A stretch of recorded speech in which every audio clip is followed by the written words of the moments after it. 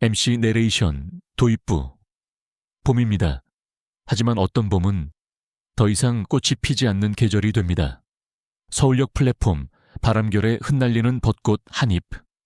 그것이 그녀의 발끝에 내려앉은 순간 그녀는 깨달았습니다.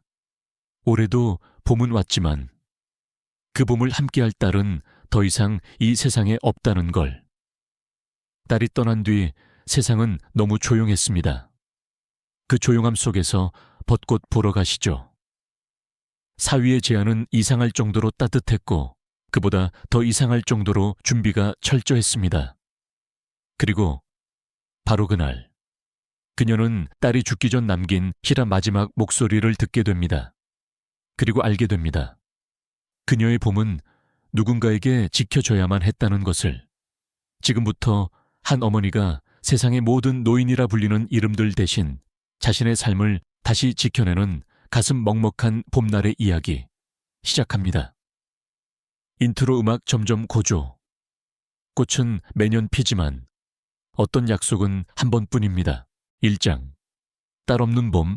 1장. 딸 없는 봄. 오프닝 씬 침묵의 역 잔잔한 벚꽃잎 한 송이가 바람에 살랑살랑 흔들리다. 영애의 낡은 가죽 구두 끝자락에 멈췄다. 그녀는 움직이지 않았다. 눈 하나 깜빡이지 않았다.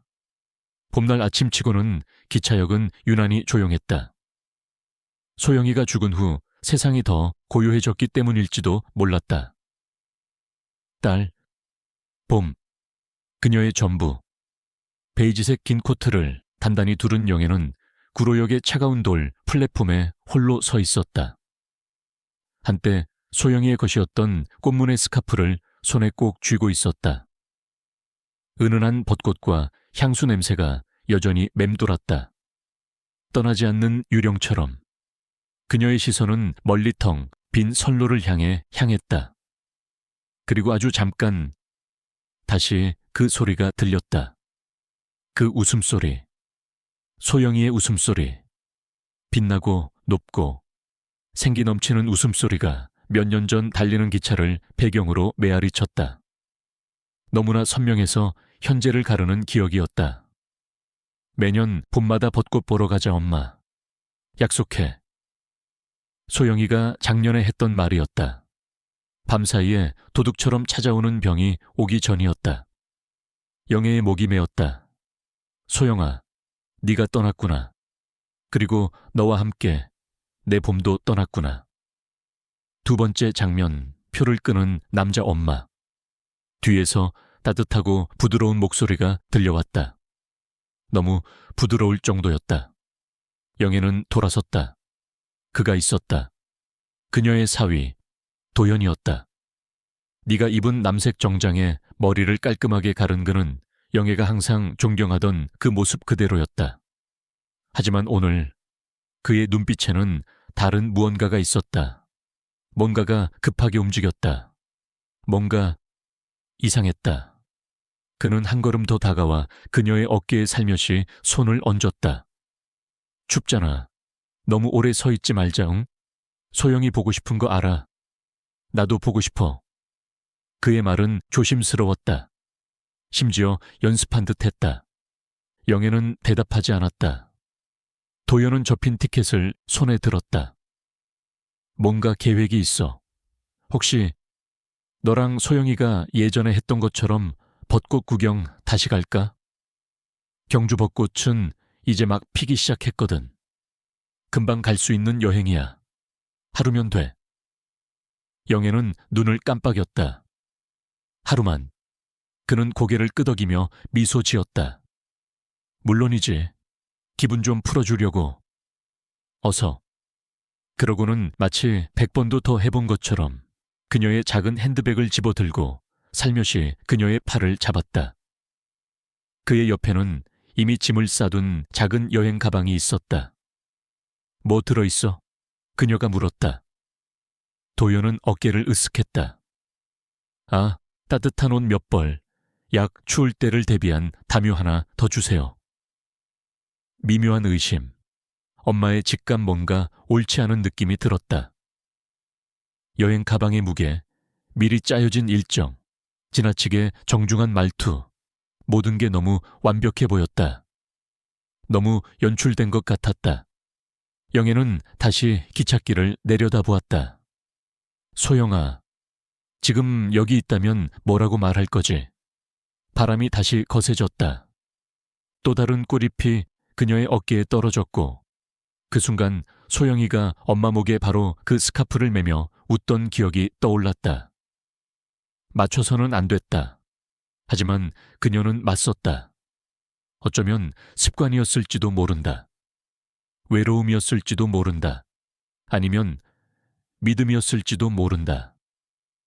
영애는 도연이 자신을 기다리고 있는 기차로 인도하도록 내버려 두었다.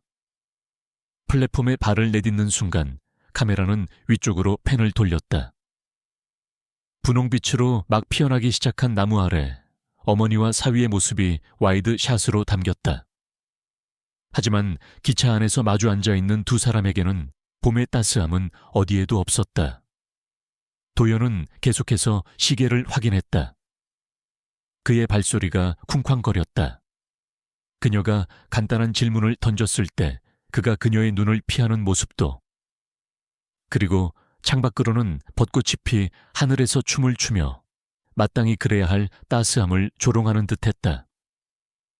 페이드 아웃, 천천히 돌아가는 바퀴, 그녀는 창문 쪽으로 얼굴을 돌리고 그가 들을 수 없을 정도로 작게 속삭였다. 이 봄은 소영이 냄새가 나지 않아. 제2장 꽃집과 플랫폼 2장 꽃과 문 장면 1 수상한 친절 서울역 사람들로 붐비는 플랫폼 여행 가방이 굴러가는 소리 안내방송 아이들의 웃음소리가 뒤섞이는 혼잡한 공간 하지만 그 속에서 영애 할머니의 눈빛은 점점 더 얼어붙어 갔다. 기차는 아직 도착하지 않았다. 도연은 계속 핸드폰을 들여다보며 누군가와 조용히 통화를 하고 있었다. 아, 네. 예정대로 도착하면 바로 출발합니다. 그의 목소리는 낮았지만 긴장감이 배어 있었다. 엄마, 여기 잠깐 앉으세요. 제가 물 좀 사올게요. 도연은 미소를 지으며 자리에서 일어났다. 그가 자리를 비운 순간 옆자리에 누군가 조심스럽게 앉았다. 실례합니다, 할머니. 혹시 대전행 타시나요? 영애가 고개를 돌리자 모자를 눌러 쓴 젊은 여자 영무원이 눈에 들어왔다. 그녀의 눈빛은 어딘가 낯설면서도 이상하게 익숙했다. 이 기차 타시면 안 됩니다. 그녀는 주변을 둘러보더니 아주 조용히 말을 이었다. 소영 씨가 부탁하셨어요. 꼭 지켜달라고. 장면 2. 비밀 쪽지 여성은 조용히 가방을 만지는 척하더니 영애의 손에 작은 쪽지를 쥐어주었다. 6번 플랫폼으로 오세요. 제가 기다릴게요. 그리고는 아무 일 없다는 듯 일어나 떠났다. 놀란 영애는 떨리는 손으로 쪽지를 펼쳤다. 그 안에는 익숙한 필체로 이렇게 적혀 있었다. 나를 믿으세요. 도연을 따라가지 마세요. 소영. 그 순간 멀리서 도연이 물병을 들고 돌아오는 모습이 보였다. 영애의 심장은 쾅쾅 뛰기 시작했다. 장면 3 선택의 순간 엄마 물 여기 있어요. 곧 기차 도착하니까 준비하세요. 도연의 미소는 여전했다. 그러나 그 눈빛엔 어딘가 낯선 그림자가 어른거렸다. 나 화장실 좀 다녀올게. 제가 모셔다 드릴까요? 곧 기차 오는데. 아니야, 괜찮아. 저기 바로 보이잖아. 도연이 고개를 돌린 틈을 타 영애는 재빨리 방향을 틀었다. 6번 플랫폼으로 향하는 계단을 향해 걷기 시작했다. 다리는 떨리고 가슴은 조여왔다. 하지만 손에 쥔 쪽지, 소영의 이름이 적힌 그것이 그녀에게 용기를 줬다. 장면사 유진의 정체 6번 플랫폼 구석. 그녀가 도착하자 조금 전 그 영무원이 기다리고 있었다. 다행이에요. 안 오실까봐 걱정했어요. 당신 누구죠? 내 딸 이름은 어떻게? 저는 유진이에요. 소영 선배랑 병원에서 같이 일했어요. 그녀는 모자와 마스크를 벗으며 말했다. 그 순간 기억이 되살아났다. 병실에서 소영의 손을 꼭 잡고 눈물 흘리던 그 간호사였다.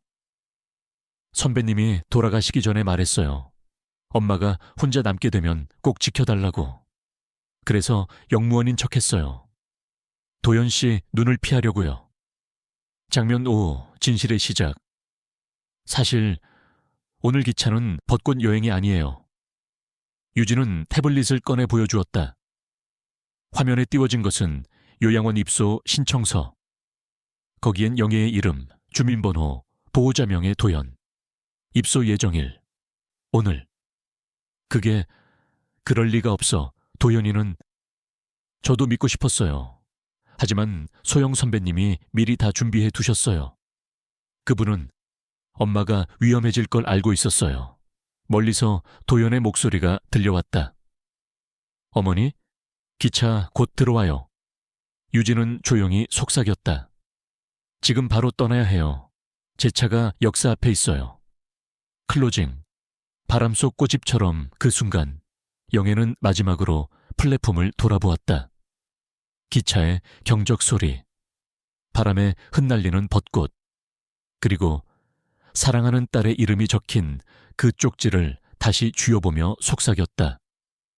소영아, 네가 옳았구나. 제3장, 텀블러 속의 진실. 3장, 텀블러 속의 증거.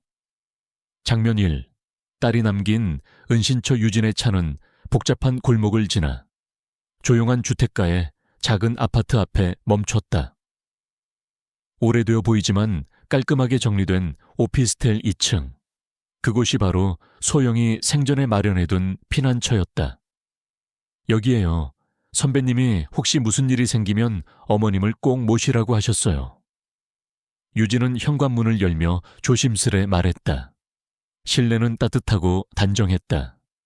벽에는 소영과 영애의 사진, 거실 한켠엔 작은 책상과 벚꽃 그림이 걸려 있었다. 그러나 이 평온한 공간은 이제 폭풍 전야와도 같았다. 장면 2, 추억의 텀블러 거실 탁자 위. 영애의 시선은 익숙한 물건에 멈췄다. 분홍색 꽃무늬 텀블러. 그건 소영이 병원에 있을 때도 항상 들고 다니던 것이었다. 떨리는 손으로 텀블러를 들었다. 차가운 금속의 감촉 너머로 마치 딸의 온기가 전해지는 듯했다. 이거 소영이 거 맞지? 네. 선배님이 돌아가시기 전에 제게 주셨어요. 꼭 엄마에게 전해달라고. 안에 무언가 들어있어요. 장면 3. 숨겨진 비밀 유진은 작은 드라이버를 꺼내 텀블러 밑부분을 풀기 시작했다. 철컥 뚜껑이 열리며 작은 공간이 드러났다. 그 안에는 USB, 오래된 열쇠, 손편지 한 장이 고이 담겨 있었다. 엄마, 이걸 꼭 확인해 주세요. 도연이 뭔가 이상해졌어요. 제가 없으면 엄마가 위험해질 수도 있어요. 편지를 읽던 영애의 손이 덜덜 떨렸다. 그 조용한 목소리가 귓께서 속삭이는 듯했다. 장면 4, 소영의 마지막 고백 유진은 USB를 노트북에 연결했다. 화면 속에 소영이 등장했다. 병실 조명 아래 얼굴은 창백했지만 눈빛만큼은 맑고 단단했다. 엄마, 이 영상을 보고 있다면 저는 아마 곁에 없겠죠. 도연이는 처음엔 착했어요. 하지만 제가 아프고 나서부터 이상했어요. 엄마 통장을 자꾸 묻고 보험 상담 전화를 받고 제가 없으면 엄마를 요양원에 보내고 재산을 다 가져가려 할 거예요. 절대 따라가지 마세요. 이 영상이 증거가 될 수 있어요. 저는 정신 멀쩡했어요. 엄마도요. 그리고 엄마 잊지 마세요. 매년 봄 우리 함께 보던 벚꽃, 내년에도 그 다음 해에도 꼭 다시 보러 가세요. 영상이 끝나자 영애는 입을 틀어막고 흐느꼈다. 딸이 떠나기 전 남긴 마지막 증언. 그것은 경고이자 유언이었다. 장면 5. 무너진 신뢰, 되살아난 용기. 이제 아시겠죠, 어머님. 유진은 조심스레 영애의 어깨에 손을 얹었다. 선배님은 모든 걸 예상하고 준비하셨어요. 그리고 이건 시작에 불과해요. 영애는 눈물에 젖은 얼굴로 고개를 끄덕였다. 더 이상 망설이지 않았다. 그래, 소영이를 위해서라도 내가 끝까지 싸울 거야. 계속됩니다. 다음 이야기. 제4장 법정에서 피어난 꽃. 제4장 법정에서 피어난 꽃. 4장 법적 싸움. 을 감성적이고 영화적인 스타일로 이어가겠습니다. 제4장 법정에서 피어난 꽃 장면 1. 침묵을 깨는 동맹 한밤중. 유진은 영애를 데리고 낡은 건물로 들어섰다. 문을 열자 안쪽 회의실처럼 꾸며진 공간에서 중년의 남성이 일어나 맞았다. 그는 김태진 노인 인권을 보호해온 활동가였다. 처음 뵙겠습니다. 김태진입니다. 소영 씨에게 많은 얘기를 들었습니다. 그의 손길은 단단했고 눈빛은 신뢰로 가득했다. 탁자 위엔 USB, 편지, 병원 기록, 위조 서류들이 가지런히 놓여 있었다. 태진은 조심스레 입을 열었다. 이건 단순한 가족 문제가 아닙니다. 명백한 사기와 횡령, 그리고 인권 침해입니다. 장면 2. 증거들. 고요한 폭풍 그들은 함께 하나씩 퍼즐을 맞췄다. 위조된 재산양도 계약서, 도연이 무단으로 찍은 도장 인장, 은행 기록에서 사라진 수천만 원의 흔적, 소영이 남긴 영상과 녹취록, 요양원 입소 예약 문서, 그리고 정신 상태를 조작하려는 허위 진단 메모까지. 이건 누가 봐도 계획된 범죄입니다. 김태진은 고개를 저으며 분노를 억눌렀다. 장면 3. 새벽의 침입자들. 새벽 2시 아파트 현관이 요란하게 흔들렸다. 할머니 계시죠? 경찰입니다. 지금 도연 씨가 걱정하고 있어요. 낯선 남성 2명이 신분증을 흔들며 문을 두드렸다. 하지만 화면 속 그들의 표정은 어딘가 어설펐다. 영애는 본능적으로 느꼈다. 이들은 진짜가 아니었다. 그 순간 유진은 김태진에게 전화를 걸었다. 지금 가짜 경찰들이 왔어요. 장면 내. 진짜 경찰의 등장 20분 뒤 진짜 경찰이 도착했다. 침입자들은 사설 경비업체 직원, 즉 도연이 고용한 사설 사기단이었다. 도연 씨는 법원의 후견인 신청까지 낸 상태입니다. 어머님이 치매 초기라는 이유로요. 김태진은 말하며 노트를 꺼냈다. 이제는 법정으로 가셔야 합니다. 장면 후 전환점 영애는 그 자리에서 천천히 일어섰다. 70을 넘긴 나이. 하지만 그 눈빛엔 두려움이 없었다. 내 딸이 모든 걸 걸고 날 지키려 했어요. 이젠 내가 지켜줄 차례예요. 내 인생을, 내 존엄을. 계속됩니다. 다음 이야기. 제5장. 어머니의 법정. 물론입니다. 이어서 다음 장인 저장. 어머니의 법정. 5장 어머니의 시련. 을 감성적이고 드라마틱한 스타일로 전개하겠습니다. 제5장. 어머니의 법정 장면 1. 재판의 날. 하얀 한복 봄비가 내리던 아침. 영애는 조용히 하얀색 한복을 입었다. 단정하게 머리를 빗고 작은 가방을 손에 쥔 채 거울 앞에 섰다. 거울 속 자신의 모습은 지친 세월과 깊은 상처를 품고 있었지만 그 눈빛만은 단단하게 빛나고 있었다. 소영아, 엄마, 너 지켜줄게. 그리고 나 자신도. 장면 2. 마주한 적 법정에 들어섰을 때 맞은편엔 도연이 앉아 있었다. 잘 정돈된 수트, 무표정한 얼굴. 하지만 영애의 눈에는 분명히 보였다. 그의 눈동자는 불안과 당황이 깃들어 있었다. 그는 생각하지 못했을 것이다. 그 노인이, 그가 조용히 지워버릴 수 있을 거라 믿었던 그 여성이 이렇게 싸울 줄은. 장면 3, 증인석에 선 어머니, 증인, 피고인과 어떤 관계입니까? 영애는 천천히 숨을 들이쉬었다. 제 딸, 소영이의 남편입니다. 제겐 아들 같았던 사람이죠. 언제부터 이상함을 느끼셨습니까? 딸이 병상에 누운 후부터였습니다. 그는 점점 집 문서를, 통장을 묻기 시작했어요. 그녀의 목소리는 떨렸지만 한 단어도 흐려지지 않았다. 그 사람은 내 딸이 세상을 떠난 후 저를 요양원에 넣고 제 재산을 조용히 가져가려 했어요. 법정은 침묵에 휩싸였다. 장면 내 딸의 목소리 그 순간 법정 스크린에 영상이 재생되었다. 소영의 얼굴이 떠올랐다. 창백한 피부, 숨 고르는 숨결. 하지만 그 눈빛은 세상 누구보다 맑고 강했다. 엄마, 이 영상 보고 있다면 제발 도연이의 말을 믿지 마요. 그 사람은 엄마를 사랑하지 않아요. 엄마는 약하지 않아요. 제 엄마니까요. 그리고 영상 끝엔 소영의 맑은 노래가 흘러나왔다.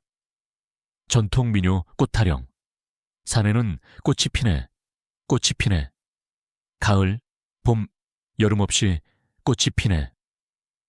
법정 전체가 숨을 죽였다. 도연은 고개를 푹 숙였다. 장면 5, 판결 판사는 조용히 입을 열었다.